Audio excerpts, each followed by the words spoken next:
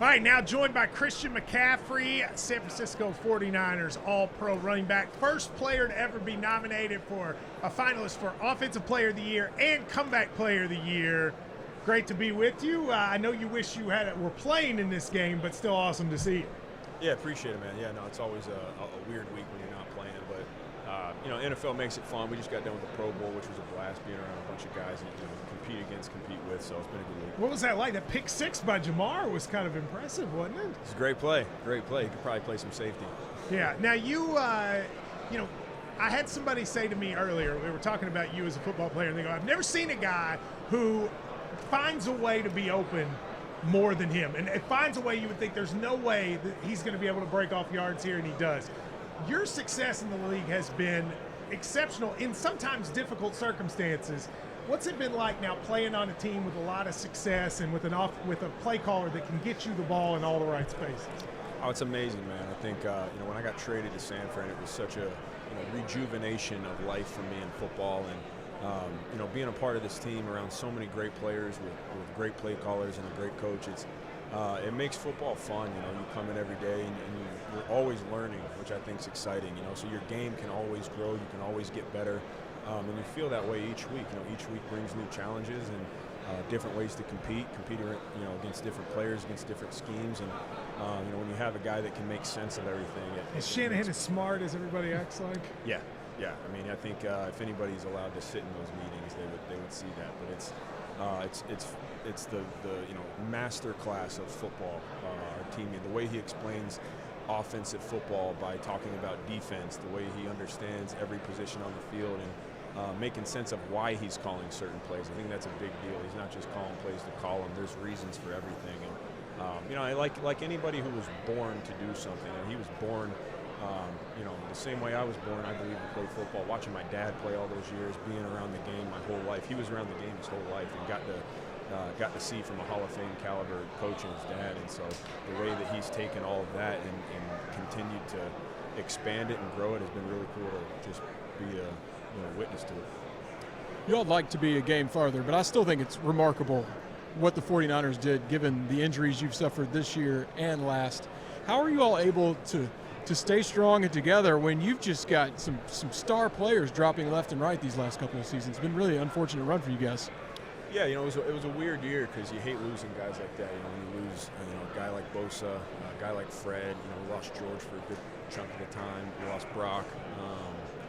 Had Michael Williams, our first-round DM, go down.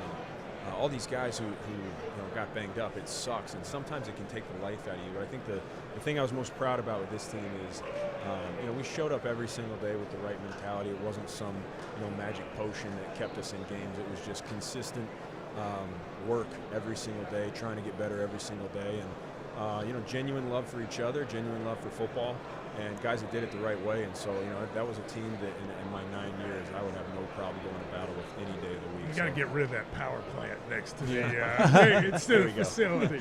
I don't know, something's going on with that Christian.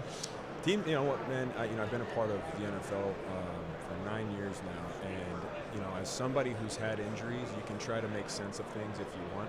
Sometimes you just have bad luck. It's bad luck. And sometimes that's what it is. Fred got rolled up on really bad. It is what it is. Injuries happen, and it's part of the game. And we were pretty unlucky with it this year. But as somebody that's there every day, I'd love to say this is the reason and that's the reason, but it's never one reason.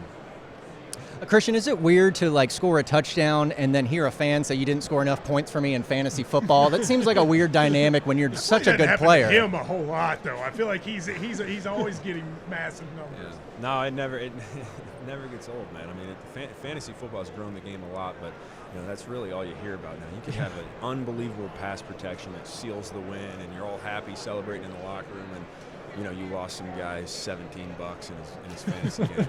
Do you ever just tell them to shut up? I don't care. No one cares about your fantasy team. No one.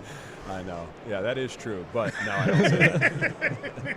What was it like practicing against a Robert Saleh defense? I'm a Titans guy, so I'm excited that he's moving to Nashville. It's a big hit to your team. What was it like going against one of his defenses? Man, being a part, being around him for a year was incredible. I think it makes sense why he's such a great coach, but also so loved by his players. The energy he brings every single day. He's a guy that I'm obviously happy for him and his family, but I hate that he's gone. Just being around him was fun. As an offensive guy, always bringing competition, making everything competitive, but also extremely smart and detailed when it comes to defensive football. And so, you guys are, lucky. I never do this, but I get people that ask me all the time to do this. I always say no, but I'm going to make an exception. Drew and I have these two twins, Allie and Emily, that since they were 10 years old have been coming to our shows for 15 years, and they're now grown-ups. And they have been your fan on like an elite level to the point that I've watched them. It's like Taylor Swift and you. Those are the two. It's a tie. It's a tie. They've come to our shows and they have Christian McCaffrey shirts. They love it. So you have to do me a favor and just thank Allie and Emily for nonstop fandom. It's you and Taylor Swift that are there too. That's big company. Allie and Emily, thank you guys so much. I'll send you guys some stuff because I appreciate you guys being diehard fans. And hopefully you continue to be my fan along with Taylor Swift. Are you a Taylor Swift fan? Like, I'm sure that would make them very happy. I like Taylor. I love her music. I think it's fantastic. You ever been to one of the concerts? I still haven't been. No, I got to go. Met her? At least with Travis at some point? Never met her. Do you think you could handle, by the way, like think about, because you're in the league, you see what it's like what Travis Kelce, the way his life has changed the last couple of years and the attention, do you think you could handle that in that circumstance? Yeah, I think I could handle it. Yeah, I think I don't think he looks at it like that. I mean, he seems like an awesome dude. He's the best, man. Yeah, every time I've met him, he's incredible, man.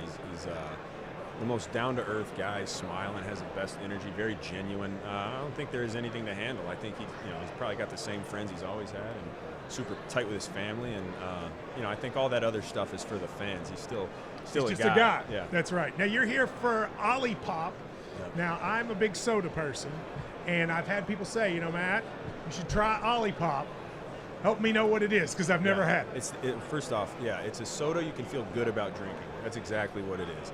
Super healthy, very low in sugar, high in fiber, and legitimately tastes like you're drinking soda. So, as a guy that loves taking care of my body, loves to be as healthy as possible, it's kind of my job.